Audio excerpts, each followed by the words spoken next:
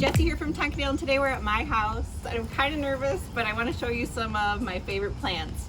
We are outside by my front porch, which is where we spend a lot of our time. We can start here. I like to mix and match annuals, perennials, indoor plants, outdoor plants, in all of the gardening that I do. And so this year for my front pots, I decided to just go really simple, and I did the Sansevieria black coral with one of my all-time favorite outdoor plants, the asparagus fern or spring rye.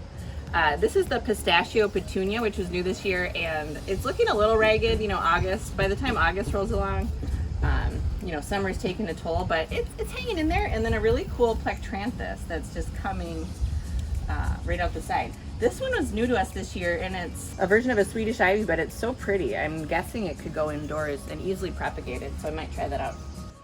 All right, now we're inside. I'm in my plant room or living room where no one ever hangs out except for me and the plants. And I have some of my favorites here. I buy plants everywhere I go. I'm not 100% faithful to Tonkadale all the time, even though that's my main gig. But I can't help myself. If I see something I don't have and I need it, I have to buy it. Anyway, this art here is by one of our employees, Mary Olson, and you can find her at Mary Olson Art. I've had this for several years, and I love how it plays with the plants. Of course, all-time favorite, a ZZ.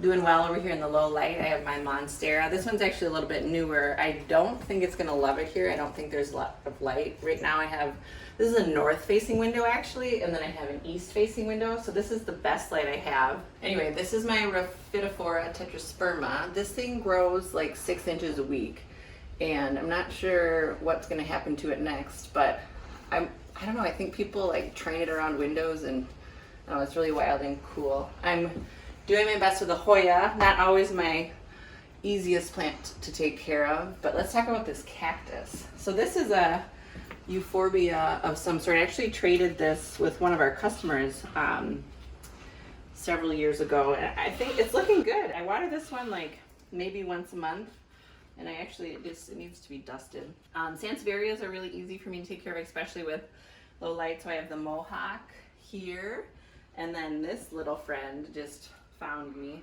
Someone picked this up for me on a road trip. It's the variegated whalefin, and I still need to find a pot for it, but isn't it cute? It has 2 little leaves. This one I'm pretty proud of. This is my Scindapsus. I actually picked this up at a grocery store because it was so huge.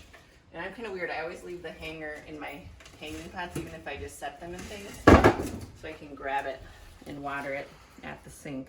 But I feel like that's looking good. You can see here the internode length is a little bit long because the lower light conditions versus what it was used to, like in the greenhouse or where it came from. But still really full on top, which is great, a great sign. It's not losing those lower leaves. Kind of my main man, my Philodendron cordatum.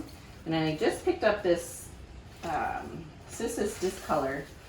I gotta learn more about how to take care of it, but it's pretty big, and I feel like I saved it because it had several yucky leaves. This is my Philodendron micans. I've had this one for a long time, and I feel like the leaves are shrinking. It's just not getting quite enough light. So I think I'm gonna need to rig up some sort of a plant stand over there to get some of these guys closer to the window.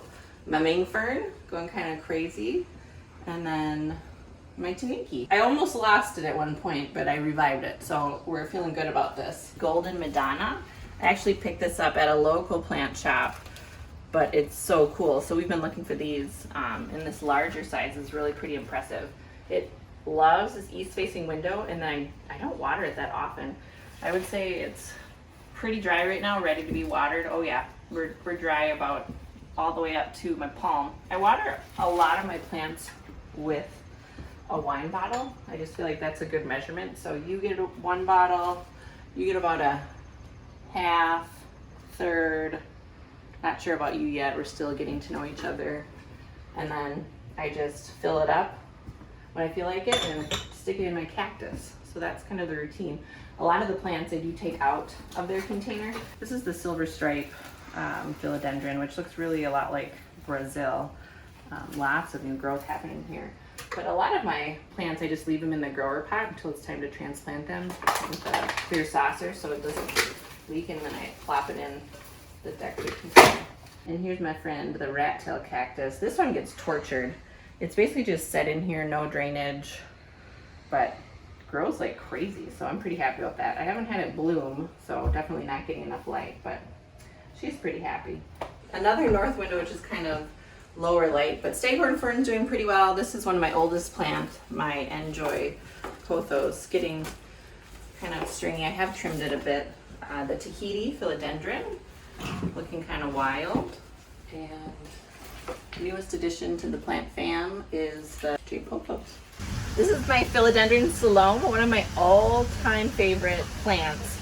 I don't have super great luck with it indoors, but I feel like since I started this outdoors, it's grown almost 3 times the size. It's what it started as plants. Love to be outside, even though it's in pretty deep shade. The quality of light outdoors is much different than the quality of light indoors, even if you're in a very bright location. So because this is getting that outdoor light, it has just exploded with growth. Plus some fertilizer is also helpful. And so I'm thinking if I can get this guy really juiced up before I bring it in the fall, it'll have a chance of survival over the winter until I can bring it back outside next spring and summer. So I'm pretty excited about this. The leaves are just ginormous, like 4 times the size of what they were when I brought it home. So that's my Philodendron Salon, who I love so much, so much. Here's just a few examples of some shade containers I did. I don't do a lot of planning when it comes to container gardening. I usually just pick and choose whatever looks great, and I'm usually towards the end of the season when the choices for annuals aren't as vast. So I kind of pick whatever looks good and whatever I think will grow well together and see what happens. This is the Swiss cheese monstera growing on a post, and it is sticky. Holy moly, this thing is stuck to this post. This is a really cool begonia. It's called Canary Wing, so that's an annual. That one we'll have to compost that in the fall. And then I have the lemon lime maranta, kind of just peeking out the front. This is the East Indian holly fern, which plays really well with the lemon lime maranta. You almost can't really tell the difference because the foliage is just so close in its variegation, which I love. Rex begonias actually do really well in containers, and I hardly ever water these just because they get rainwater. There's not a lot of sun here, so they're not drying out very quickly, and they kind of like that. So they're able to just kind of grow and maintain on their own as the summer moves on. And then this year I had really great luck with caladiums. There was a big storm earlier this week, and I think some of the leaves got damaged because they're so papery thin. As the old leaves go out, we have the new leaves unfurling. Isn't that pretty? Anyway, this is 2 4-inch caladium plants in the middle here. A really simple planter. This is candlevine, which I've actually never grown before, but it's super easy. It's Plectranthus or Swedish ivy family, and it smells really potent. Probably a good mosquito repeller, but I don't trust it. A really pretty calathea. I mean, it's just so interesting to look at the foliage. The Kimberly Queen fern, which is super adaptable outdoors. It can do sun or shade, and of course my favorite, asparagus fern. So anyway, a couple of shade containers that I just love. This is kind of the prized plant of Tonkadale. As we moved into spring, this monstera did get a little bit of a rust fungal infection, and you can see the damage from the rust here on the leaves, just some scarring. Rust is a fungus that usually happens on the bottom of leaves, and it's usually kind of an orange color in concentric circles. So I've been treating the variegated monstera for rust using the copper fungicide, and I really don't see any signs of new infection. So I think just kind of dealing with the damage from before, which is minimal, you know, and we're okay with that. If it was any other normal plant, I wouldn't really worry about it outdoors, but because this one is just so kind of elusive and exciting, I want to make sure it's as healthy as possible before I bring it back into the greenhouse.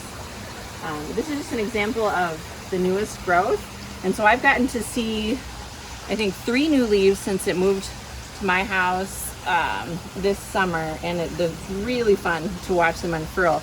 And the fenestrations and splits in the leaf just get more interesting as the plant ages. So I'm pretty excited about this monstera that I'm fostering just for the summer. Thanks for coming on a quick plant tour at my house. As you can see, the work is never done when you're a gardener or a plant parent. There's always something new and different to get or a problem to solve, hundreds of weeds to pull, and something to look forward to plant next season. So we'll see you at Tonkadale.